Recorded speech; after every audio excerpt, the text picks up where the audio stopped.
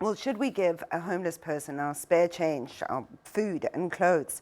The City of Cape Town and the Haven Night Shelter believe that this approach keeps people on the streets. They say we should rather support our local shelters' efforts. But developmental NGO U-Turn begs to differ. It says that homelessness requires a much more nuanced approach. Graeme Raubenheimer brings us the second installment of our in-depth feature on homelessness. Used to be just a handful. The City of Cape Town says there are now 140 areas across the metro where the homeless have put up makeshift tents like these. Despite numerous complaints, the city says the current lockdown regulations and court cases are stopping officials from clearing these spots. The city's so-called reintegration unit says it helped place over 1,000 of the homeless into safe spaces in 2019. The reintegration workers are working with homeless people on the streets every day. They're engaging people, offering them alternatives. That happens continuously. But the vast majority of people, well in excess of 80%, and the last figure I saw was 87%, will decline that help. The Haven Night Shelter offers homeless people food and a place to stay. But if they stay for longer than 30 days, they are required to pay for their stay in some way. Set up the feeding centers and so forth, and combine it with education and pathways to end homelessness. And, it could be at a church, a mosque, a synagogue. It could be at a Haven shelter. We provide breakfast to all homeless people.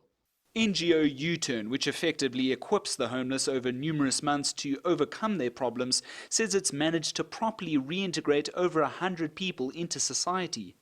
What we are arguing for very strongly is that we will achieve more if giving was given to developmental causes as opposed to just direct aid. And that shift won't happen overnight because Force says the answer to alleviating homelessness isn't easy and really requires everyone's 2 cents to help our fellow man in need.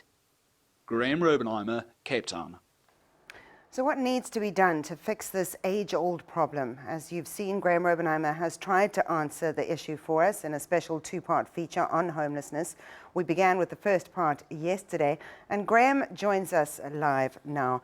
Graeme, let me start with human to human. Because essentially we're talking about human beings, and so often, we take a look from the outside in. What made you decide to do this 2-part series, and what did you discover about the problems and the solutions?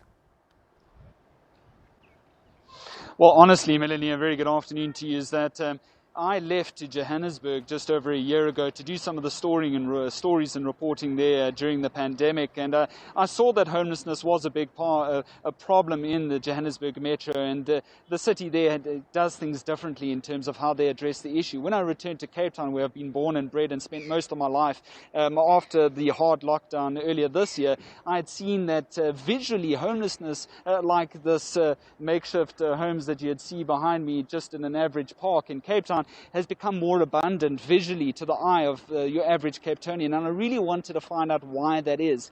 The city will tell you it's because of the current lockdown, disaster management regulations and associated court cases that basically says that no authority can come and remove these structures at this stage, and that's why we're seeing them so much more in the city. But I had also read about this NGO U-Turn that has the study that suggests that that initial number of 6,000 homeless that are apparently numbered to be in Cape Town, that's actually ballooned since 2019 to be around the 14,000 mark. And so therefore, based on that, I really wanted to find out if indeed there is more homeless in the city. It's difficult to say, but based on everybody that we've spoken to, and we believe we've spoken to most of the role players, Melanie, that appears to be on the rise at this stage.